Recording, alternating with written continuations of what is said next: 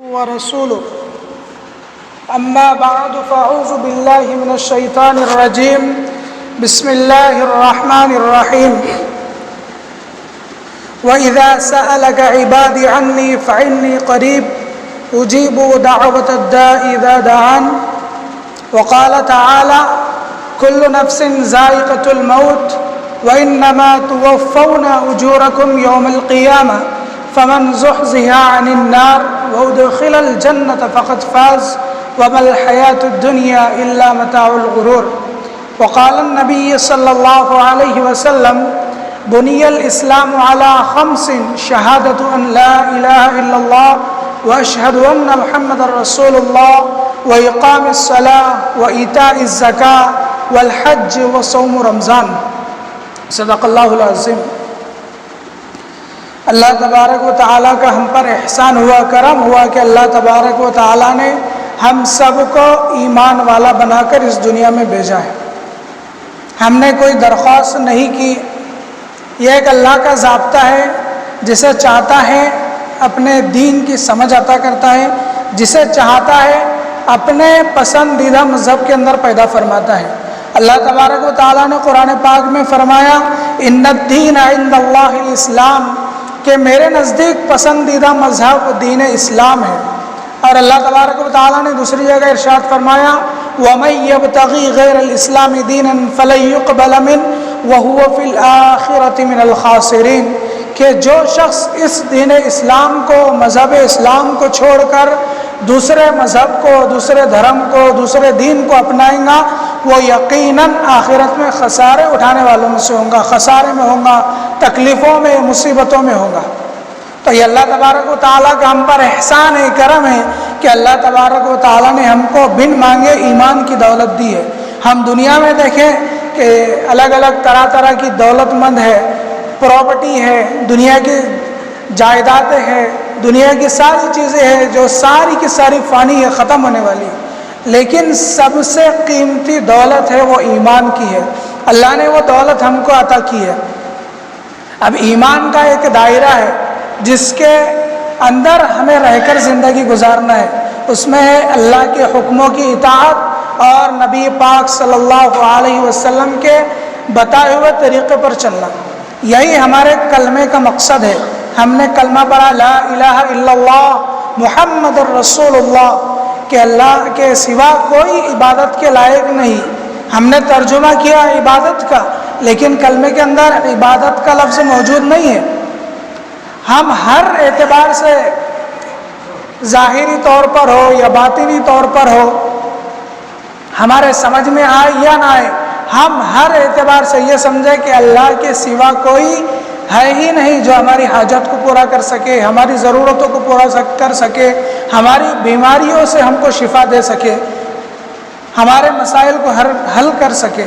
یہ ہر چیز میں، ہر اعتبار سے، ہر جگہ ہمارا یہ ذہن ہو کہ کرنے والی ذات صرف ایک اللہ کی ہے۔ ہر جگہ اللہ کے حکموں کی اطاعت ہو، اللہ کے بتائے ہوئے طریقے پر ہماری زندگی گزرے۔ اور کلمے کا دوسرا جز ہے محمد الرسول اللہ، کہ محمد صلی اللہ علیہ وسلم اللہ کے بندے اور رسول ہے۔ یہ کلمہ ہے، تو کلمے کا اصل مقصد یہ ہے کہ ہماری زندگی اللہ کے حکموں کی اطاعت میں گزرے۔ اور نبی پاک صلی اللہ علیہ وسلم نے جو زندگی گزاری 63 سال کی، تو پوری مکمل طور پر ایک بچہ پیدا ہوتا ہے تو پیدائش سے لے کر مرنے تک کے ساری مکمل زندگی اللہ کے نبی صلی اللہ علیہ وسلم نے ہمیں مکمل طریقہ بتایا۔ اور یہ جو دین اللہ نے ہمیں عطا کیا، یہ دین مکمل ہے، اس میں کوئی کم و بیشی نہیں ہے۔ اللہ تبارک و تعالیٰ نے فرمایا کہ ہم نے تمہارے دین کو مکمل کر لیا، الیوم اکملت لکم دینکم واتممت علیکم نعمتی ورضیت لکم الاسلام دینا، کہ تمہارا دین مکمل کیا ہوا ہے، اس میں کوئی کم و بیشی نہیں ہے۔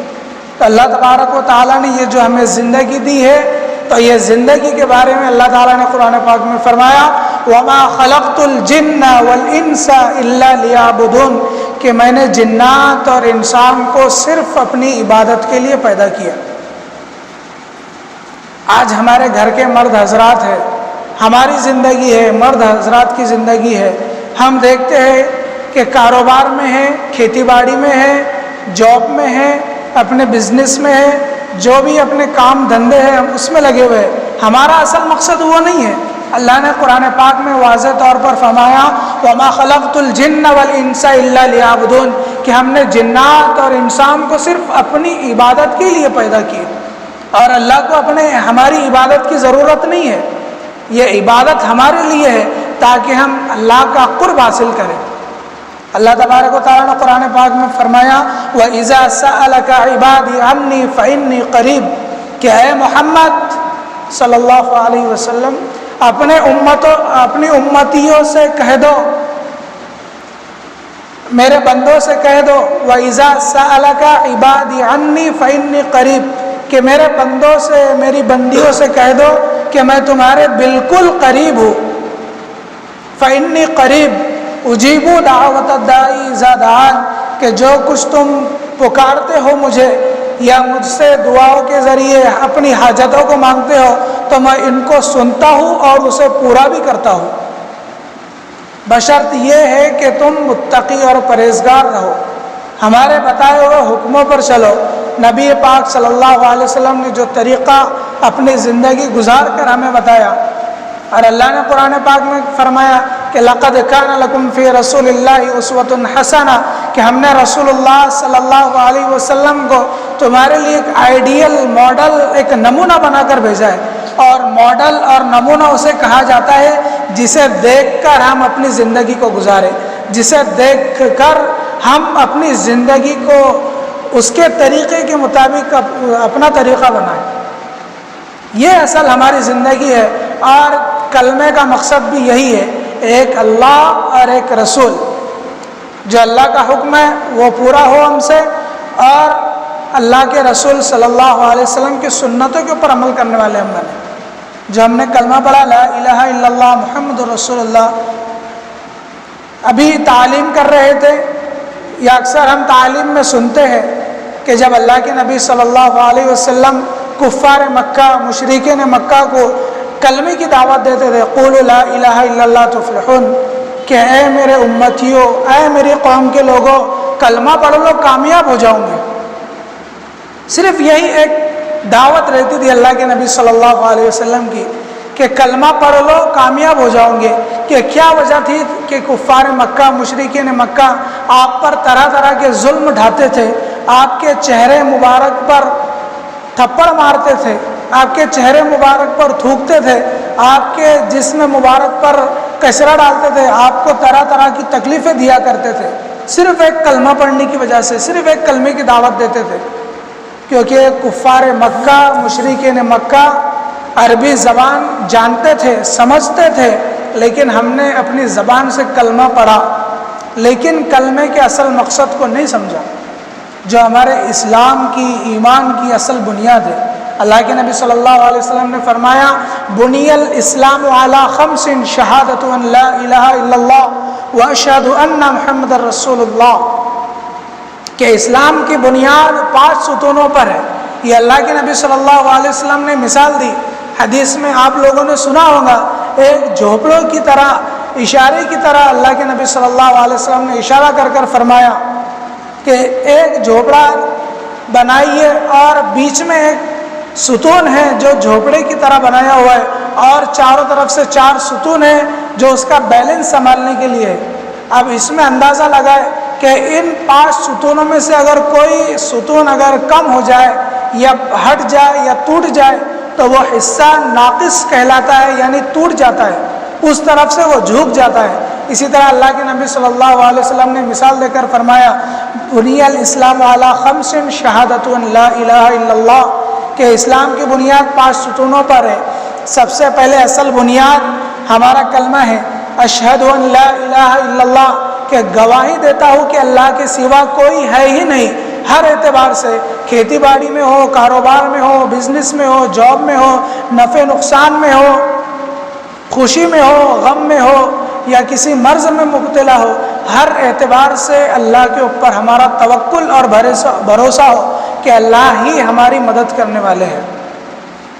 کہ اللہ کے سوا کوئی ہے ہی نہیں، اس بات کی گواہی دینا، اور اس بات کی گواہی دینا کہ محمد صلی اللہ علیہ وسلم اللہ کے بندے اور رسول ہے۔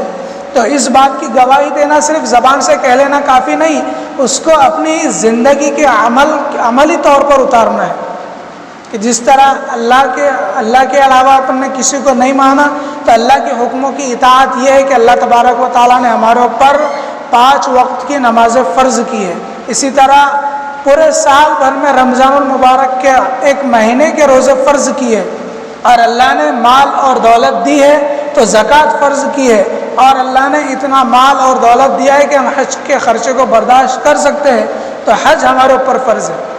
لیکن نماز ایک ایسی عبادت ہے جس کا تعلق اپنے بدن سے ہے، جس کا تعلق نہ امیری سے ہے، نہ غریبی سے ہے، نہ دولت مند سے ہے، اس کو ہر انسان ادا کر سکتا ہے۔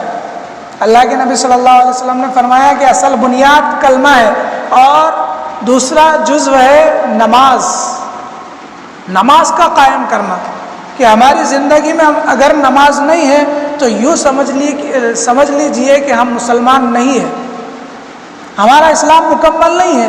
اسلام کی بنیاد اللہ کے نبی صلی اللہ علیہ وسلم نے فرمایا کہ یہ 5 چیزوں پر ہے، یہ 5 چیزوں میں سے اگر کوئی شخص کسی ایک کا انکار کر دے تو وہ مذہب اسلام سے نہیں ہے۔ اور اللہ کے نبی صلی اللہ علیہ وسلم نے فرمایا کہ جو میرے طریقے کو اپنائے گا وہ میرے ساتھ ہوگا۔ تو جیسا ہم نے کلمہ پڑھا کہ محمد صلی اللہ علیہ وسلم اللہ کے رسول ہے، تو ہم نے زبان سے اس کا اقرار کیا، تو ہمارا دل بھی اس کے اوپر یقین سے ماننے کو راضی ہو، اور اس کو اپنی زندگی کے عملی طور پر اپنی زندگی میں لانا، جس طرح نبی پاک صلی اللہ علیہ وسلم نے اپنی زندگی گزارا۔ حضرت خدیجۃ الکبریٰ رضی اللہ تعالی عنہا، حضرت عائشہ رضی اللہ تعالی عنہا، حضرت فاطمہ رضی اللہ تعالی عنہا، کہ انہوں نے اپنی زندگی کو کس طرح گزارا۔ وہ بھی ایک گھر کی خاتون تھی، جس طرح آج ہماری زندگی ہے اسی طرح ان کی بھی زندگی تھی۔ جس طرح آج ہمارے شوہروں کے حقوق، ہمارے والدین کے حقوق، ہمارے بھائیوں کے حقوق ہمارے اوپر ہے، اسی طرح ان صحابیات کے اوپر رضی اللہ تعالیٰ عنہما کے اوپر بھی ان کے حقوق تھے، اور انہوں نے ان حقوق کو پورا کیا، اور ان کے کھانے کا مسئلہ ہے، ان کے رہن سہن کا مسئلہ ہے، سارے مسائل کو حل کرنے کے باوجود اللہ کی اتنی عبادت کرتے تھے، اتنی عبادت کرتے تھے کہ اللہ تبارک و تعالیٰ نے یہ جو لقب دیا ہے رضی اللہ عنہم ورضوا عنہ، کہ اللہ تم سے راضی ہوا، تو یہ آج ہم بھی کر سکتے ہیں۔ قطب الدین بختیار کاکی رحمۃ اللہ علیہ کا ایک واقعہ ہے، جس میں کہا جاتا ہے کہ ایک ماں کے لیے جو اولاد اس کی ہوتی ہے تو اولاد کا سب سے پہلا مدرسہ اس کے ماں کی گود ہوتی ہے، کہ جس طرح وہ اپنے ماں باپ کی نگرانی میں اور ماں باپ کی رہنمائی میں جو ماں کا مدرسہ جو کہلاتا ہے، ماں کی گود جو پہلا مدرسہ ہے بچے کا جو کہلاتا ہے، تو اس میں ماں کا، باپ کا یہ کام ہوتا ہے کہ اپنے اولاد کی اچھی طرح تربیت کرے۔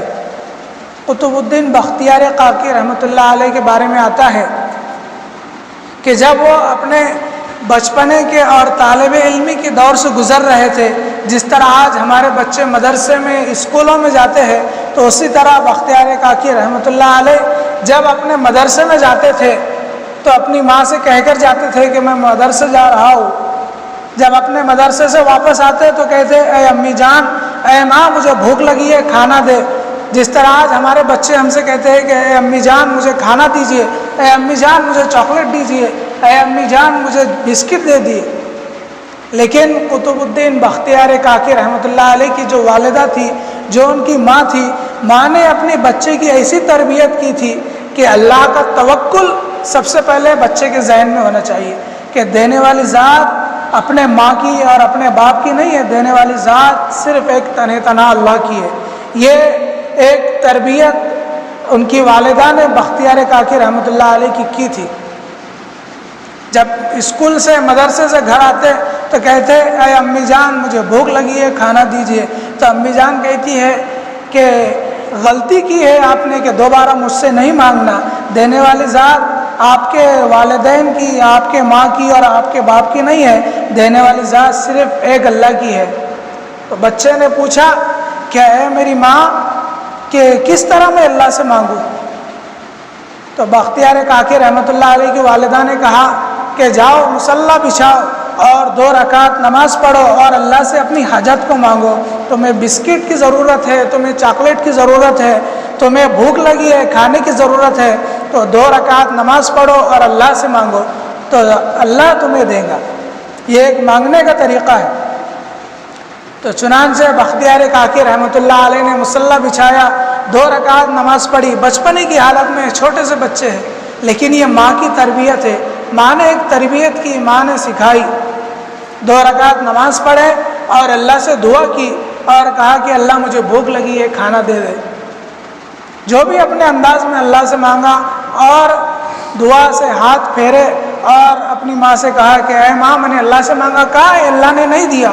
تو ماں نے پھر تربیت کی، ماں نے کہا کہ بیٹے ایسا نہیں کہتے، کیونکہ اللہ نے قرآن پاک میں خود وعدہ کیا ہے وَإِذَا سَأَلَكَ عِبَادِي أَنِّي فَإِنِّي قَرِيبٌ، کہ اے بندو میں تمہارے بالکل قریب ہوں، جو تم مجھ سے مانگتے ہو، جو مجھ سے سوال کرتے ہو میں اس کو پورا کرتا ہوں۔ یہ اللہ کا وعدہ ہے اور اللہ کبھی وعدہ خلافی نہیں کرتے۔ تم نے اللہ سے مانگا، اللہ نے تمہیں عطا کیا ہوگا۔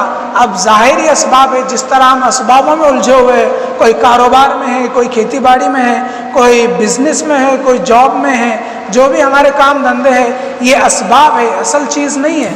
دینے والی ذات اللہ کی ہے۔ تو جس طرح بختیار کاکی رحمۃ اللہ علیہ نے اپنے بچپنے کی حالت میں مانگا اور ماں نے کہا کہ اللہ سے تم نے مانگا تو اللہ ضرور عطا کرتا ہے، اس کے الگ الگ اسباب ہے، جاؤ اب تم ڈھونڈو، اللہ نے کہیں رکھی ہوں گی۔ تو چنانچہ ڈھونڈا تو ماں نے کسی جگہ روٹی پکائی اور جو بھی کھانے کی اشیاء تھی اسے ایک جگہ رکھ دیا اور کہا کہ بختیار کاکی اللہ نے تمہیں تمہارا رزق دے دیا ہے۔ تو چنانچہ یہ بختیار کاکی رحمۃ اللہ علیہ کی ماں نے اپنے بچے کی ایسی تربیت کی۔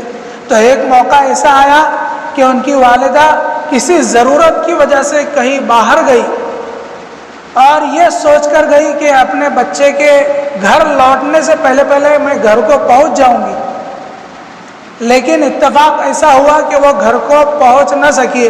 لیکن بچے کی تربیت کی تھی، بچے کا معمول تھا کہ وہ مدرسے سے اسکول سے اپنے گھر لوٹ کر آتے اور وضو کرتے، 2 رکعت مصلی بچھاتے، 2 رکعت نماز پڑھ کر اللہ سے مانگتے۔ تو اپنے معمول کے مطابق بختیار کاکی رحمۃ اللہ علیہ اپنے مدرسے سے گھر کی طرف لوٹے، وضو کیا، مصلی بچھایا، 2 رکعت نماز پڑھی اور اللہ سے مانگا۔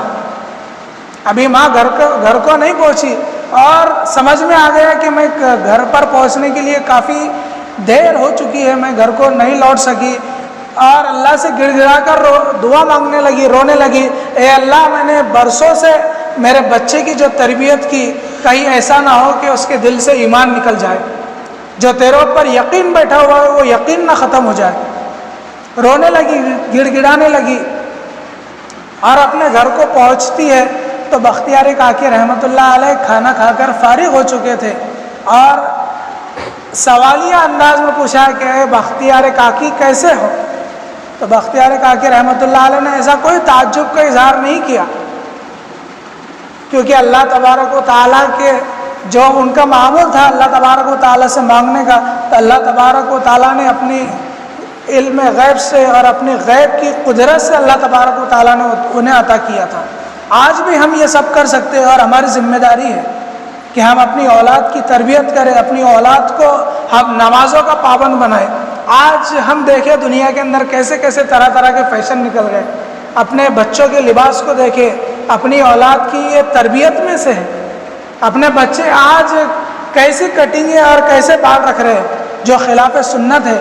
اللہ کے نبی صلی اللہ علیہ وسلم نے فرمایا کہ میری امت میں کچھ ایسے لوگ ہوں گے قرب قیامت کے دور میں، اور یہ قیامت کا دور ہے، جو اللہ کے نبی صلی اللہ علیہ وسلم نے قیامت کی نشانیاں بتائی وہ مکمل ہو چکی ہے، صرف حضرت عیسیٰ علیہ السلام اور مہدی علیہ السلام کا آنا باقی ہے۔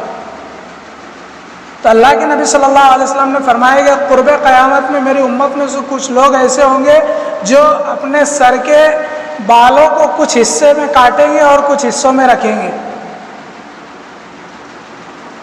تو ہم اولاد کی اچھی طرح تربیت کریں کہ جس طرح نبی پاک صلی اللہ علیہ وسلم اور صحابیات رضی اللہ عنہن نے اپنے اولاد کی تربیت کی تھی. جس طرح آج ہم زندگی بسر کر رہے ہیں اسی طرح انہوں نے بھی اپنی زندگی کو بسر کیا تھا. لیکن آج ہمارے اسباب الگ ہیں، ان کے اسباب مکمل اللہ کے اوپر تھے، لیکن آج ہمارے اسباب ظاہری طور پر آ گئے. تو اللہ کے نبی صلی اللہ علیہ وسلم نے فرمایا کہ اسلام کی بنیاد 5 ستونوں پر ہے، جس میں ہے دوسری نماز. تو اب ہم یہ دیکھیں کہ ہم میں ہمارے گھر میں کتنے افراد ہیں، کتنے مرد حضرات ہیں اور کتنی ہماری مائیں اور بہنیں ہیں جو نمازوں کے پابند نہیں ہیں.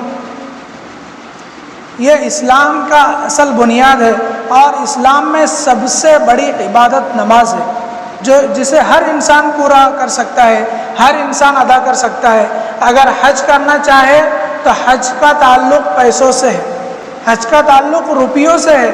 اگر ہمارے پاس اتنا روپیہ ہے کہ ہم حج کے خرچے کو برداشت کر سکتے ہیں تو ہمارے اوپر حج فرض ہوتا ہے، اس سے پہلے ہمارے اوپر حج بھی فرض نہیں ہوتا. اگر ہمارے پاس 7.5 تولہ سونا، 52.5 تولہ چاندی یا یہ ملا کر یا اس کی کچھ مقدار اگر ہو تو ہمارے اوپر زکوٰۃ فرض ہوتی ہے، ورنہ زکوٰۃ بھی ہمارے اوپر نہیں ہے. تو یہ سب سے پہلے ہے کلمہ اور دوسرے نماز، اور یہ 2 چیزوں کا تعلق تو پیسوں سے ہے. اور ایک عبادت ہے ہماری روزہ، جو پورا مکمل سال بھر گزرنے کے بعد 1 مہینے کا ہے. لیکن نماز ایک ایسی عبادت ہے جسے ہر انسان پورا کر سکتا ہے. تو ہماری زندگی کے اندر ہم غور کریں کہ ہماری نماز کبھی نہ چھوٹے، ہماری نماز کبھی نہ قضا ہو.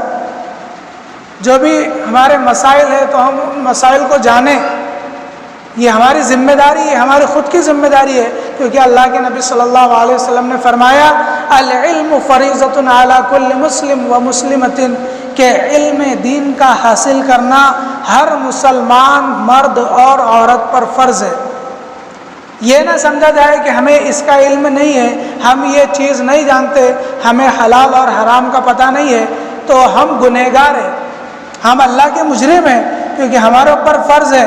آج ہم اپنے بچوں کو، آج ماحول بن چکا ہے کہ ہم اپنے بچوں کو اچھے سے اچھے ماڈرن اسکولوں کے اندر ہم داخلہ دلاتے ہیں، انگلش اسکولوں کے اندر ہم داخلہ دلاتے ہیں، انگلش کی ہم اعلیٰ سے اعلیٰ تعلیم دلاتے ہیں، ڈاکٹر بناتے ہیں، انجینئر بناتے ہیں، پروفیسر بناتے ہیں. لیکن اس سے پہلے ضروری ہے کہ ہم دیکھیں کہ ہم نے ہمارے بچے کو مسلمان بنایا نہیں بنایا.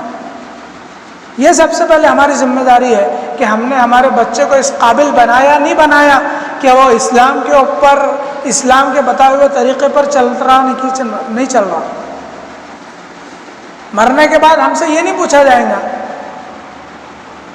خطبے کے دوران قرآن کی آیت پڑھی گئی کہ کل نفس ذائقۃ الموت وانما توفون اجورکم یوم القیامہ فمن زحزح عن النار وادخل الجنۃ فقد فاز، کہ ہر انسان کو موت کا مزہ چکھنا ہے، چاہے وہ مرد ہو یا عورت ہو. ہر انسان کو، ہر نفس کو موت کا مزہ چکھنا ہے. کل نفس ذائقۃ الموت، کہ ہر شے کو، ہر انسان کو، ہر نفس کو موت کا مزہ چکھنا ہی ہے. وَإِنَّمَا تُوَفَّوْنَ أُجُورَكُمْ يَوْمَ الْقِيَامَةِ، جو آج ہم زندگی بسر کر رہے ہیں، جو ہماری زندگی ہے، ایک دن ہم کو مرنا ہے. تو مرنے سے پہلے جو زندگی ہم نے گزاری اور اس میں جو اچھے کام کیے، جو اجر والے، جس کا ہمیں اجر دیا جاتا ہے، اجورکم یوم القیامہ، تو اس اجر کے بدلے میں قیامت کے دن اللہ اجر کا بدلہ ہمیں دے گا. اجورکم یوم القیامہ فمن زحزح عن النار وادخل الجنۃ فقد فاز. آج ہم یہ سمجھتے ہیں کامیابی دولت مندوں کے لیے ہے، جو اچھے بنگلوں میں، اچھی کاروں میں گھوم رہے، جو دولت مند ہے، کھیتی باڑی والے ہیں، پراپرٹی ہے، زمینیں ہیں، جائیداد ہے، حکمران ہیں. ہمارے ذہنوں میں یہ معیارات ہیں. کامیابی کے، ہم نے ان لوگوں کو کامیاب سمجھا ہے، لیکن اللہ کا قرآن کہتا ہے فمن زحزح عن النار وادخل الجنۃ فقد فاز، کامیاب ہے وہ شخص جو جہنم سے بچا لیا گیا اور جنت میں داخل کر دیا گیا ہو۔ وادخل الجنۃ فقد فاز وما الحیات الدنیا الا متاع الغرور، یہ دنیا غرور کی دنیا ہے، دھوکے کی دنیا ہے۔ آج ہم دنیا کے رنگ و روغن میں، دنیا کی آرائش و زیبائش میں، دنیا کی زیب و زینت میں، دنیا کے الگ الگ کلروں کے اندر ہم بہکے ہوئے، ہم نے اصل مقصد اس کو سمجھ لیا، اور جس مقصد کے تحت اللہ نے ہم کو پیدا کیا وما خلقت الجن والانس الا لیعبدون، کہ ہم نے جنات اور انسان کو اپنی عبادت کے لیے پیدا کیا، ہم نے اس کو بھلا دیا۔ اب ہم اپنی زندگی میں غور کریں کہ ہم اللہ کی کس حد تک عبادت کرتے ہیں۔ جو اللہ نے حکم دیا ہے، اللہ کا حکم وہ ہوتا ہے جو فرض ہوتا ہے، ہمیں ہر حال میں پورا کرنا ہوتا ہے، جس کی کوئی گنجائش نہیں ہے کہ اس کو چھوڑ سکیں، کوئی گنجائش نہیں ہے کہ ہم نماز چھوڑ سکیں۔ ہمارے اوپر 5 وقت کا نماز فرض ہے، تو جو نمازیں ہم سے چھوٹ رہی ہے تو ہم اسے ادا کریں، کیونکہ حدیث پاک میں آتا ہے نبی پاک صلی اللہ علیہ وسلم نے فرمایا کہ جب اپنے بچے 7 سال کی عمر کو پہنچ جائے تو انہیں نماز کا عادی بناؤ، انہیں نماز پڑھنے کے لیے کہو، اور اگر 10 سال کی عمر تک وہ پہنچ جائے تو نماز نہ پڑھنے پر انہیں مارو، ان کی تنبیہ کرو۔ اللہ کے نبی صلی اللہ علیہ وسلم نے فرمایا۔ لیکن آج ہم اگر ہمارا بچہ اسکول نہ جائے، ٹیوشن نہ جائے، جہاں پر ہم نے اچھی خاصی رقم اور اچھے خاصے پیسے بھرے ہوئے تو ہمیں ان کی فکر ہوتی ہے، لیکن ہمارے بچے اگر نماز کو نہ جائے تو اس کی ہمیں فکر نہیں ہوتی۔ کل قیامت کے دن اللہ ہم سے سوال کریں گا، جو بچے آج ہمارے ہیں، ہمارے بیٹے ہیں، ہمارے شوہر ہیں، ہمارے والد ہیں، اور ہماری بیٹیاں ہیں، ہماری بہنیں ہیں، اسی طرح ہمارے بھائی ہیں اور ہمارے بچے ہیں، تو اللہ تبارک و تعالی ہر ایک سے سوال کریں گا کہ ہم نے تمہیں زندگی دی تھی، تم نے اپنی زندگی کو کہاں گزارا، تم نے اپنی زندگی کو کیسے گزارا، کتنے حکموں کی اطاعت کی ہمارے، اور کتنے بتائے ہوئے طریقے کو اپنایا، اور اپنی زندگی کو کس حال میں گزارا۔ اللہ تعالیٰ یہ سوال نہیں کریں گے کہ تمہارے پاس کھیتی تھی، کہ بنگلہ تھا، کہ تمہارے پاس گاڑی تھی، یہ سوال اللہ تعالیٰ ہم سے نہیں کریں گے۔ اللہ تعالیٰ ہماری زندگی کے متعلق سوال کریں گے کہ ہم نے جو تمہیں نمازیں عطا کی تھی، کتنے نمازیں پڑھ کر آئے ہو اور کتنے نمازیں چھوڑ کر آئے ہو۔ حدیث پاک میں آتا ہے کہ اللہ تعالیٰ کے یہاں قیامت کے دن عرش کے میدان میں عدالتیں قائم ہوں گی، جس میں گواہی دینے والے ہمارے اعضاء ہوں گے اور ہمارے فرشتے ہوں گے۔ آج ہم گناہ کرتے ہیں، بھول جاتے ہیں، اور ہم نیکی کرتے ہیں تو بھی بھول جاتے ہیں، لیکن آج سے ہم نے 10 سال پہلے، 50 سال پہلے جو بھی عمر کے یہاں پر موجود ہے، یا جو بھی عمر گزر گئی ہماری، تو آج سے ہم نے 10 سال پہلے، 20 سال پہلے جو بھی گناہ کیا ہوگا، جو بھی نیکی کی ہوں گی، ہمیں تو پتہ نہیں، لیکن ہمارے نامہ اعمال میں لکھے ہوئے، اور اس کا بدلہ ہمیں ملنا ہے۔ فَمَن يَعْمَلْ مِثْقَالَ ذَرَّةٍ خَيْرًا يَرَهُ وَمَن يَعْمَلْ مِثْقَالَ ذَرَّةٍ شَرًّا يَرَهُ، ایک ذرے کے برابر بھی اگر نیکی کی ہوں گی تو اس کا بدلہ دیا جائے گا، اور ذرے کے برابر بھی اگر برائی کی ہوں گی، گناہ کیا ہوگا، تو بھی اس کی سزا بھگتنی ہوگی۔ تو یہ جو ہماری زندگی ہے، یہ ایک دائرہ اسلام کی ہے، اسلامی شریعت کی ہے، جو اللہ نے قانون بنایا، جو نبی پاک صلی اللہ علیہ وسلم اور صحابیات رضی اللہ تعالیٰ عنہما نے جو زندگی گزاری، یہ ہمارے ایک نمونے کے طور پر ہے، تاکہ ہم اپنی زندگی کو گزار کر، اپنی یہ مختصر 60 سال 70 سال کی زندگی گزار کر ہم آخرت میں کامیاب ہوئے۔ یہ ایک ہماری ایک مجرمانہ زندگی ہے۔ جس طرح اللہ تبارک و تعالیٰ نے آدم علیہ السلام کو جنت میں پیدا کیا، اور ایک شجر ممنونہ جو درخت کے پھل کو کھانے سے منع کیا تھا، وہ درخت کا پھل کھانے کی وجہ سے، ایک جرم کرنے کی وجہ سے ہم دنیا میں آئے۔ تو یہ دنیاوی زندگی ہماری اصل زندگی نہیں ہے، یہ ایک آزمائش کی زندگی ہے۔ اللہ کے نبی صلی اللہ علیہ وسلم نے فرمایا الدنیا سجن المؤمن و جنت الکافر، دنیا مومن کے لیے قید خانہ ہے، جیل ہے۔ ہم مومن ہیں، ہم اللہ کو اور نبی صلی اللہ علیہ وسلم کو ماننے والے ہیں۔ مومن وہی کہلاتا ہے جو اللہ کے حکموں کی اطاعت کرے اور نبی پاک صلی اللہ علیہ وسلم اور صحابیات کے بتائے ہوئے طریقے پر چلے۔ تو ہم مومن ہیں تو ہمارے یہ دنیا قید خانہ ہے اور کافر کے لیے جنت ہے۔ ہماری جنت تو یہاں نہیں ہے، یہ ہمارے لیے ایک جیل قید خانہ ہے۔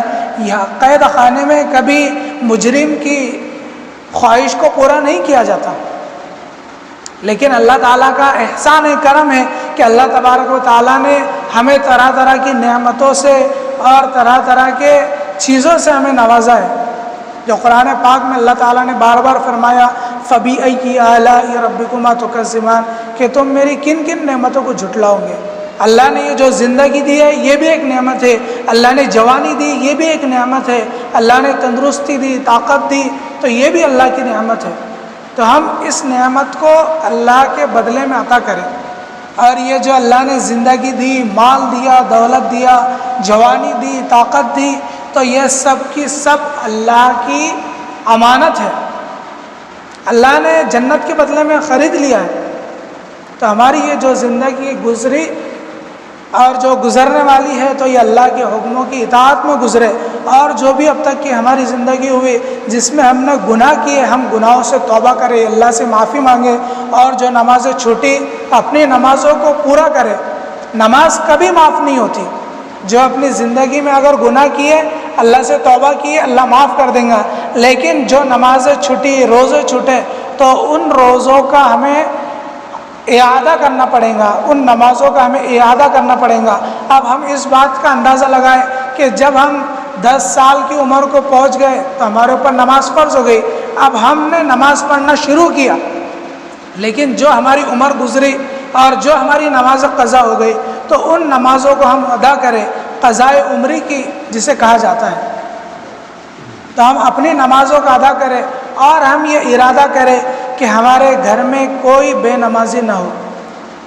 سب سے بڑا گناہ بے نمازی ہے، اور حدیث پاک میں آتا ہے کہ نماز کا چھوڑ دینا انسان کو کافر اور مشرک بنا دیتا ہے۔ اللہ کے نبی صلی اللہ علیہ وسلم نے فرمایا بین الرجل و بین الکفر ترک الصلاۃ کہ بندے کے اور بندی کے اور کفر کے درمیان میں نماز ہے۔ بندہ ہو یا بندی ہو، آدمی ہو یا عورت ہو، لڑکا ہو یا لڑکی ہو، تو کفر کے اور اس کے درمیان میں نماز ہے۔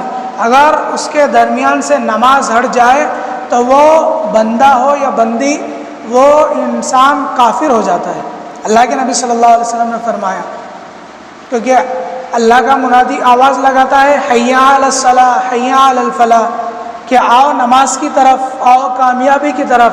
ہمارے گھر کے جو مرد حضرات ہیں ان کے لیے ضروری ہے کہ وہ نماز کو مسجد میں جا کر ادا کریں۔ حی علی الصلاۃ حی علی الفلاح اس کا مطلب ہوتا ہے کہ آؤ نماز کی طرف، آؤ کامیابی کی طرف۔ تو یہ اللہ کا حکم ہوتا ہے، لیکن مؤذن آواز لگاتا ہے تو مؤذن اللہ کا منادی ہوتا ہے جو ہمیں آواز لگاتا ہے کہ اب اللہ نے تمہیں یاد کیا، اللہ اکبر اللہ اکبر، کہ اللہ سب سے بڑا ہے، اللہ ہی سب سے بڑا ہے۔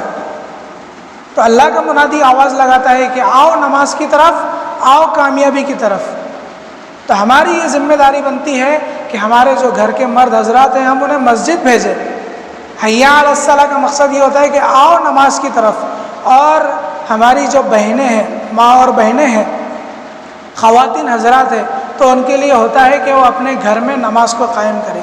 حی علی الصلاۃ اپنے گھر میں رہتے ہوئے پردے کے اہتمام کے ساتھ اپنے نماز کو قائم کریں۔ حی علی الفلاح اپنی کامیابی کو تلاش کریں نماز کے ذریعے۔ کامیابی اللہ تبارک و تعالیٰ نے اپنی عبادت میں رکھی ہے، لیکن ہم کامیابی اپنی کھیتی باڑی میں، اپنے کاروبار میں، اپنے بزنس میں تلاش کرتے ہیں، جو ظاہری طور پر ہمیں نظر آتی ہے، جو دھوکے کی ہے۔ ہم یہ دنیا کی عیش و عشرت میں، دنیا کی زیب و زینت میں، دنیا کی دولتوں میں الجھے ہوئے جو ہمیں ظاہری طور پر نظر آتی ہے۔ کون سا کاروبار ہے، کون سا بزنس ہے، کون سی تجارت ہے، کون سا جاب ہے کہ جو ہم نماز ادا کرتے ہیں تو نماز ادا کرنے کے اوپر ہمیں جو وقت لگتا ہے 7 سے 10 منٹ تک ایک فرض نماز ادا کرنے کے لیے، تو ایک فرض نماز ادا کرنے کے اوپر اللہ تبارک و تعالی ہمیں 3 کروڑ 35,54,432 نیکیاں دیتے ہیں۔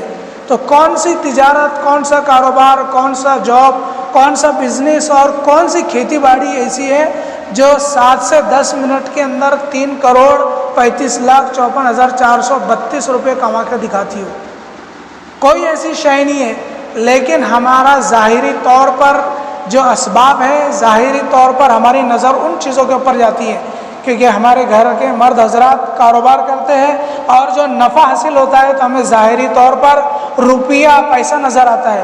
لیکن مرنے کے جیسے آج ہم دنیا میں ہیں تو روپیہ اور پیسوں کی قیمت ہمیں نظر آتی ہے، اسی طرح مرنے کے بعد ہمیں نیکیاں جو دی جائیں گی تو مرنے کے بعد روپیوں کی شکل میں نیکیاں چلیں گی۔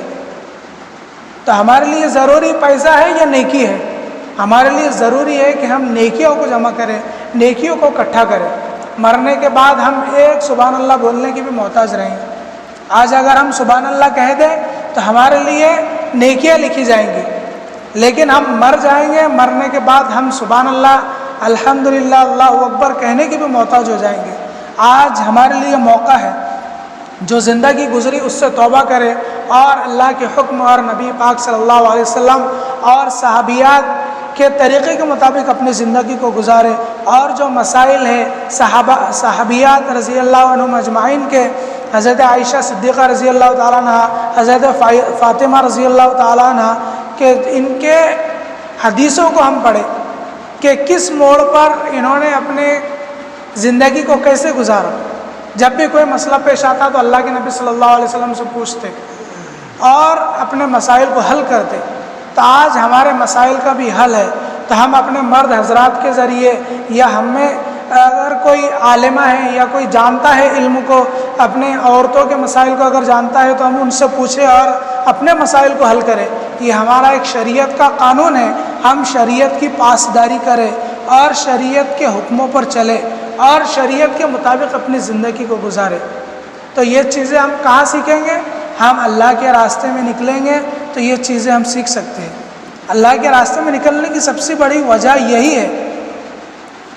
صحابیات رضی اللہ تعالیٰ عنہ اجمعین بھی اللہ کے راستے میں جاتے تھے اور اپنے ایمان کو بناتے تھے، اپنے ایمان کو سیکھتے تھے۔ آج اللہ نے ہمارے لیے ان کو ایک آئیڈیل ماڈل بنایا ہوا ہے۔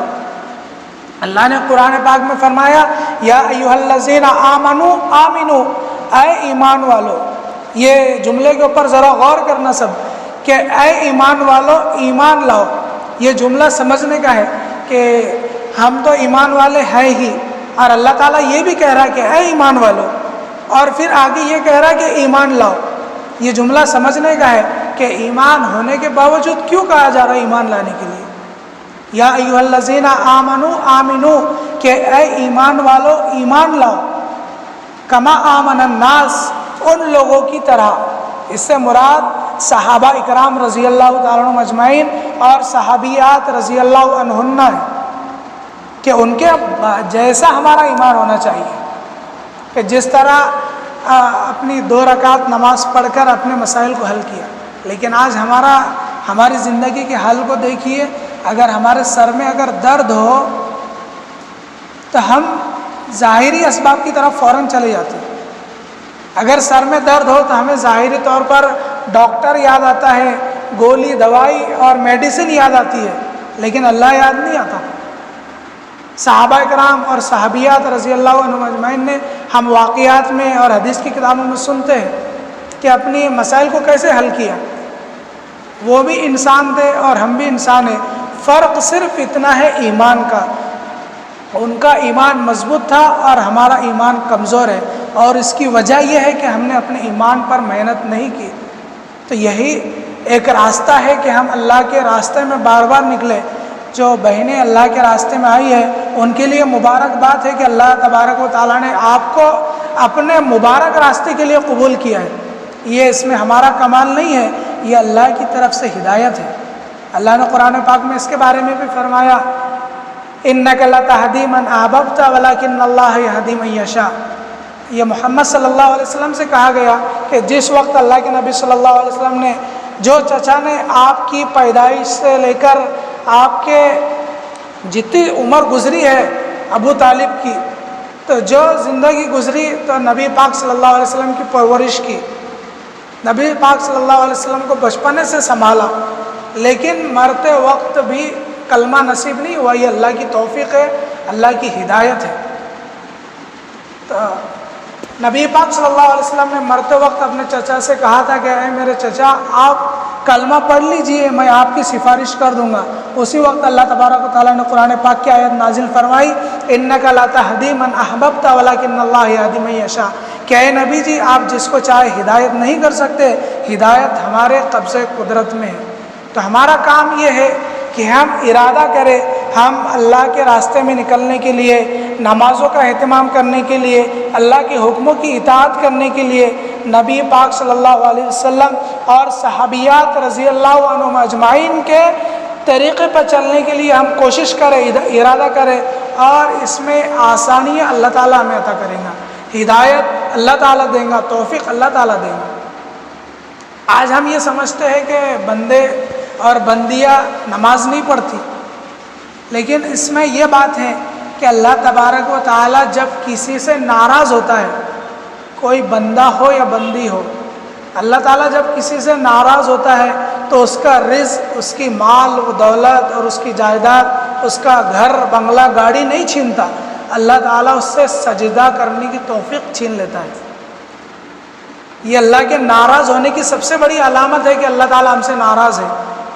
جو بندہ اور بندی نمازیں نہیں پڑھ رہے تو یہ سمجھ لے کہ اللہ تعالیٰ ہم سے ناراض ہے۔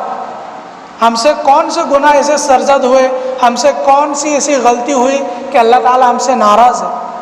اللہ تعالیٰ ناراض ہوتے تو کسی کا کوئی نہیں چھینتے، صرف سجدہ کرنے کی توفیق چھین لیتے ہیں۔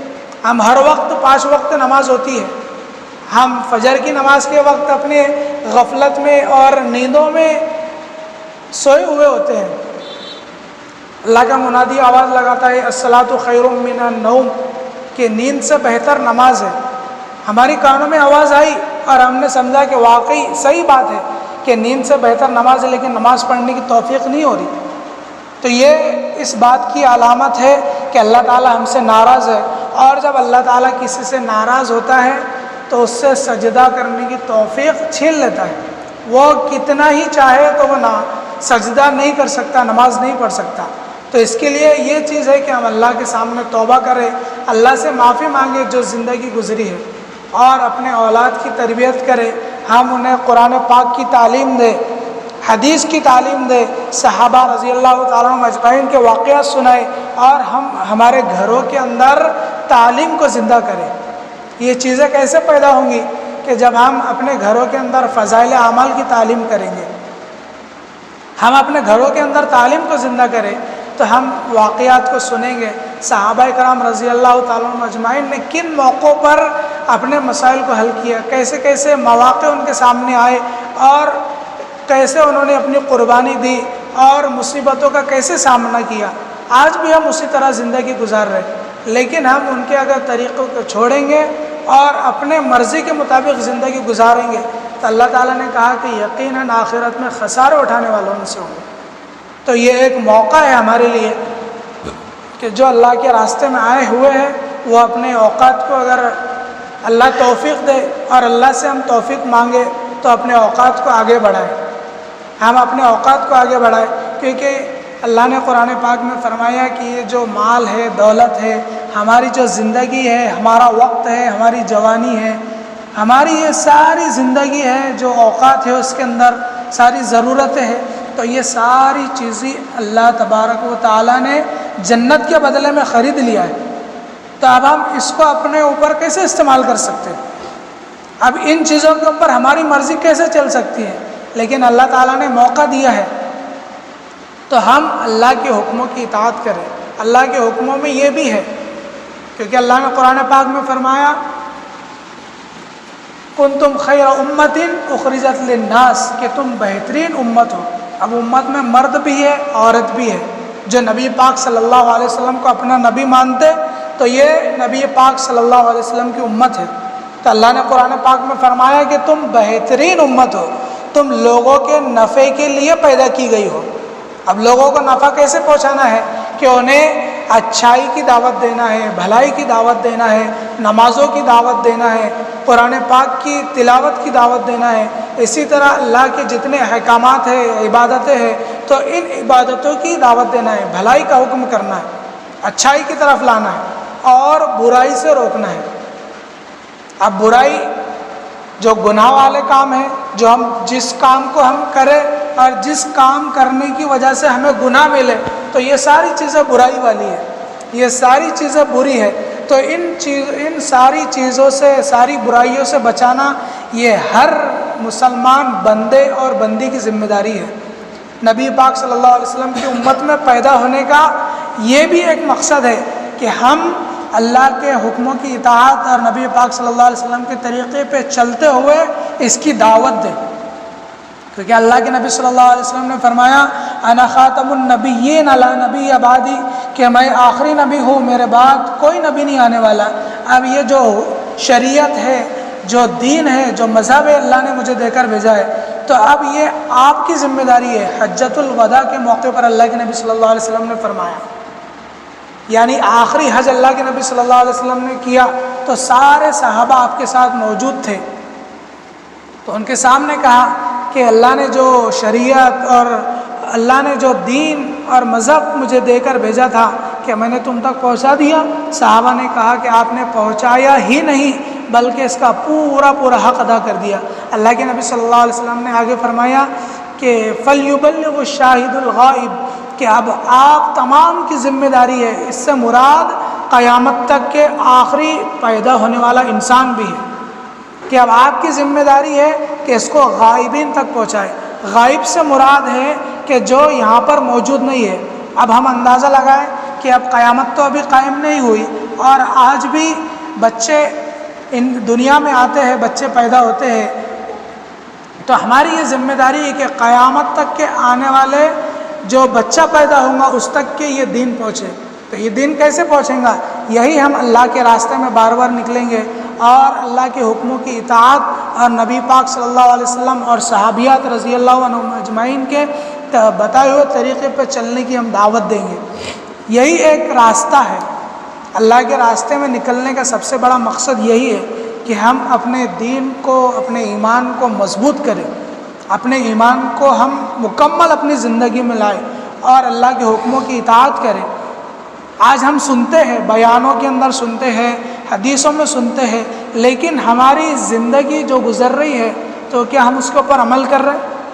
یہ اصل چیز ہے۔ بیان کرنے کا مقصد بھی یہی ہے اور حدیث کو سننے کا، تعلیم کرنے کا مقصد بھی یہی ہے کہ ہماری زندگی 100% ایمان کے اوپر ہو، مرتے وقت ہمیں کلمہ نصیب ہو۔ تو یہ کب ہوگا؟ جب ہم اپنے آپ کی بھی تربیت کریں گے، ہم اللہ کے حکموں کی اطاعت کریں گے، نبی کے طریقے کے اوپر عمل کریں گے۔ تو یہ کب ہوگا؟ ہم یہ چیزوں کو جانیں گے۔ ہمیں جب پتہ ہی نہیں تو ہم اس کے اوپر عمل کیسے کریں گے؟ مثال کے طور پر اب نماز پڑھنا ہے، اب نماز کے مسائل ہم کو معلوم نہیں، نماز کا طریقہ ہم کو معلوم نہیں، کہاں پر رکوع میں کیا پڑھنا ہے، سجدے میں کیا پڑھنا ہے، جب قیام کی حالت میں کھڑے ہوئے ہیں تو کیا پڑھنا ہے، ہمیں جب اس کا پتہ ہی نہیں تو ہم نماز کیسے ادا کر سکتے ہیں؟ اور اللہ جب ہم سے سوال کریں گا تو ہم کیا جواب دیں گے؟ اللہ نے کہا کہ اللہ کے نبی صلی اللہ علیہ وسلم نے کہا اور ہمارے اوپر فرض ہے، یعنی اللہ کا حکم ہے کہ ہر مسلمان مرد اور عورت کے اوپر ضروری ہے کہ وہ علم دین کو حاصل کرے، کہ اسے حلال اور حرام کی پہچان ہو، اسے عبادت کا صحیح طریقہ ہے، اسے مسائل معلوم ہو۔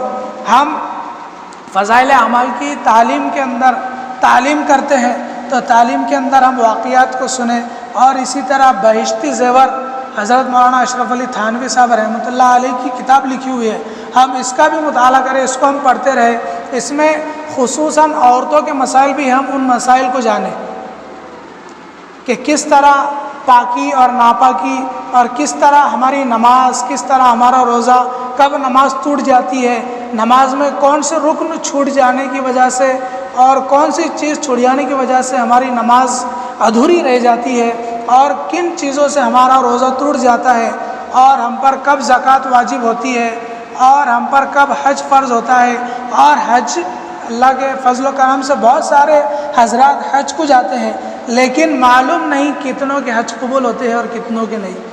کتنے ایسے بندے اور بندیاں ہیں کہ حج کے موقع پر حج کو جاتے ہیں اور اللہ انہیں قبول کرتا ہے، لیکن کیا ہم حج کے ارکان کو صحیح ادا کرتے ہیں؟ کیا ہم تلبیہ جو ہم کہلاتا ہے کیا ہم اس کو صحیح ادا کرتے ہیں؟ تو یہ ساری چیزیں سیکھنے کی، ہم ان مسائل کو جانیں، ہم ان مسائل کو سیکھیں، دین کی تعلیم کو سیکھیں. اگر نہ پڑھنا نہیں جانتے تو ہم اپنے مرد حضرات کے ذریعے اپنے مرد حضرات کو ہم یہ فکر دلائیں کہ وہ علماء کے ربط میں رہے، علماء سے تعلق جوڑے، اپنے مسجد کے جو امام صاحب ہے وہ امام صاحب کے قریب میں رہے، اور اپنے مسائل کو لکھ کر یا اپنے شوہر یا اپنے بھائی یا اپنے والد کو بتا کر ہم ان مسائل کو سیکھیں اور ان مسائل کو سیکھ کر ہم اس پر عمل کریں. تو یہ ساری چیزیں جب انسان کو، بندے کو یا بندی کو تب معلوم ہوتی ہیں جب وہ اللہ کے راستے میں نکلتا ہے. جب ہم اللہ کے راستے میں نکلیں گے تو ہمیں پتہ ہوگا کہ ہم کو کس طرح غفلت کی زندگی گزاریں، کتنے ہم نے اللہ کے حکموں کو توڑا اور نبی کے طریقے کو چھوڑا. آج یہ جو ماحول اور جو بگڑا ہوا معاشرہ ہے، اس کی سب سے بڑی وجہ یہی ہے کہ ہم نے علم دین کو چھوڑ دیا، ہم نے اسلامی تعلیمات کو چھوڑ دیا، اور آج یہی وجہ ہے، اور یہی وجہ ہے کہ آج ماحول خراب ہے اور مسلمان طرح طرح کا شکار ہے. تو یہ ہمارے بدعمالیوں کی وجہ سے، ہماری بدعمالیوں کا نتیجہ ہے، ہمارے غلط کاموں کا نتیجہ ہے، جو ہم نے اللہ کے حکموں کو توڑا، نبی پاک صلی اللہ علیہ وسلم کے طریقے کو چھوڑا. تو یہ ہم سیکھیں گے کہاں پر؟ اللہ کے راستے میں نکل کر. اس لیے ہم اپنی زندگی کے جو مواقع ہیں اس کو غنیمت جانیں، اور جو اللہ نے زندگی دی ہے ہم گھر میں رہتے ہوئے بھی اور اللہ کے راستے میں رہتے ہوئے بھی ہم اس کو اللہ کی مکمل عبادت میں گزاریں. ہم گھر کے کاموں میں لگے ہوئے ہیں، کھانا پکا رہے، کپڑے دھو رہے، جس طرح اپنی گھروں کی ضروریات ہیں، تو ہم ان ضرورتوں کے ساتھ ساتھ اللہ کا ذکر کریں. ہم زبان پر اللہ کا ذکر جاری رکھیں. کھانا پکاتے وقت، کپڑے دھوتے وقت، جو بھی اپنے گھروں کی ضروریات ہے اس ضرورتوں کو پورا کرتے وقت ہم اللہ کا ذکر کرتے رہے. سبحان اللہ، الحمدللہ، اللہ اکبر. اسی طرح تیسرا کلمہ استغفر اللہ کی تسبیح. جو آج حالات خراب ہیں اس کی سب سے بڑی وجہ یہ ہے کہ اللہ ہم سے ناراض ہے، اور اللہ ہم سے راضی تب ہوتا جب ہم اللہ سے معافی مانگے. استغفر اللہ کی مکمل تسبیح پڑھیں. جب ہم استغفر اللہ کی تسبیح پڑھیں گے تو ہمارے گناہ ختم ہوتے رہیں گے. جتنا ہم استغفار پڑھتے رہیں گے ہمارے گناہ ہمارے اعمال سے جھڑتے رہیں گے، ختم ہوتے رہیں گے، اور ہم اللہ کے قریب ہو جائیں گے. جس طرح اللہ نے کہا کہ میں اپنے بندوں کے بالکل قریب ہوتا ہوں، جو وہ کہتے ہیں میں سنتا ہوں اور اسے پورا کرتا ہوں. تو یہ کب ہوگا؟ جب ہم اللہ کا ذکر کریں گے. اسی طرح قرآن کی تلاوت ہے، جو ہم فارغ وقت میں ہیں تو ہم قرآن کی تلاوت کریں. اور جس عمر میں بھی ہم 50 سال 60 سال 30 سال 35 سال جو بھی عمر میں ہیں، تو ہم قرآن سیکھنے کی ہم کوشش کریں. قرآن سیکھنے کی ہم کوشش کریں. ہم نے نمازیں پڑھی، روزے رکھے، اسی طرح اللہ کی ساری عبادتوں کو ہم نے پورا کر دیا، اور یہاں تک کہ حدیث پاک میں آتا ہے کہ یہاں تک کہ ہمیں جنت میں جانے کا بھی فیصلہ ہو گیا. تو کل قیامت کے دن جب ہم جنت میں جانے لگیں گے تو جنت کے آڑ میں ہمارے قرآن آ جائے گا کہ اللہ اس بندی نے میرا حق ادا نہیں کیا. تو قرآن کا بھی حق ہے ہمارے اوپر کہ پورے سال بھر میں اسے 2 مرتبہ پڑھنا چاہیے، پورا مکمل قرآن کو. اب ہم میں کتنے بندے اور بندیاں ایسی ہیں جو قرآن کو پڑھنا ہی نہیں جانتے. آپ کے لیے ایک اور فائدہ ہے کہ اگر آپ کی زبان لڑکھڑا رہی ہے، آپ کے حرف ادا نہیں ہو رہے، تو اللہ تعالیٰ آپ کو دگنا اجر دیں گا. اگر آپ کو پڑھنے میں تکلیف ہو رہی ہے، آپ کو پڑھنے میں دشواری ہو رہی ہے، آپ کی زبان نہیں الٹ رہی ہے، تو اللہ تعالیٰ آپ کو ایک حرف پر 10 نیکی ہے، تو اللہ تعالیٰ آپ کو اس کا دگنا اجر دیں گا. لیکن شرط یہ ہے کہ اپنی زندگی میں قرآن پڑھنا سیکھتے رہیں. یہاں تک کہ اسی حالت میں موت آ جائے کہ ہمیں قرآن پڑھنا بھی نہیں آئے، لیکن شرط یہ ہے کہ ہم قرآن کو روزانہ کچھ نہ کچھ وقت نکال کر ہم سیکھنے کی کوشش کرتے رہیں. تو حدیث پاک میں آتا ہے کہ اگر اسی طرح بندہ یا بندی اگر قرآن پڑھتے پڑھتے اسے پڑھنا نہ آئے لیکن پڑھنے کی کوشش کرتے رہے تو اللہ تعالیٰ اور اسی حالت میں اسے موت آ جائے تو اللہ تعالیٰ کل قیامت کے دن اسے حافظوں کی صف میں شمار کریں گے۔ یہ اللہ نے ہمیں موقع دیا ہے، تو یہ ساری چیزیں ہم کہاں سیکھیں گے؟ اللہ کے راستے میں نکل کر۔ تو بتانے کا مقصد یہی ہے، اس بیان کا مقصد یہی ہے کہ ہماری زندگی صحیح رخ پر آ جائے، صحیح موڑ پر آ جائے۔ دنیا کے راستے الگ الگ ہیں لیکن راستہ تلاش کرنا ہمیں ہے۔ ہم نماز کے اندر پڑھتے ہیں اہدنا الصراط المستقیم صراط الذین انعمت علیہم، کہ اللہ ہم کو سیدھا راستہ دکھا جس طرح تو نے پہلے لوگوں کو سیدھا راستہ دکھایا۔ تو یہ سیدھا راستہ، اس سے مراد جنت کا راستہ ہے۔ اب ہم اس کے اندر دیکھیں کہ ہمیں جنت چاہیے یا جہنم چاہیے۔ اب ظاہر سی بات ہے کہ ہر ایک کی خواہش ہے کہ ہم جنت سے اعلیٰ درجے پر پہنچے، جنت الفردوس ہمیں نصیب ہو۔ تو اس کے لیے ہمیں یہی ہے کہ ہم اللہ کے راستے میں نکلیں اور اللہ کے حکموں کو ہم جانیں۔ صحابیات نے کس طرح اپنی زندگی گزاری ویسی ہی ہم اپنی زندگی گزاریں۔ اسی طرح ہم اپنے بچوں کی تربیت کریں۔ بچے جب اسکول جا رہے ہیں، اسکول سے آ رہے ہیں، مدرسوں میں پڑھ رہے ہیں، تو ہم ان کے اوپر نظر رکھیں، غور کریں کہ بچے کس طرح کی تعلیم حاصل کر رہے ہیں۔ آج اسکولوں کے اندر تعلیمی نظام دنیاوی اعتبار سے ہے اور اسے تعلیم بھی نہیں کہا جاتا، ایک ہنر ہے۔ ڈاکٹر بن جائے، انجینئر بن جائے، پروفیسر بن جائے، اسے ہم پڑھا لکھا سمجھتے ہیں، حالانکہ یہ پڑھا لکھا نہیں ہوتا، یہ ایک ہنر ہے، دنیا کا ہنر ہے۔ اگر کوئی ڈاکٹر، انجینئر، پروفیسر اگر مر جائے تو وہ مرتے وقت اپنا علم ساتھ نہیں لے جاتا، علم ساتھ وہی جاتا جو قرآن اور حدیث کا ہو۔ العلم فریضۃ سے مراد یہی علم دین ہے۔ تو اس ہمارے بیان کرنے کا مقصد یہ جوڑ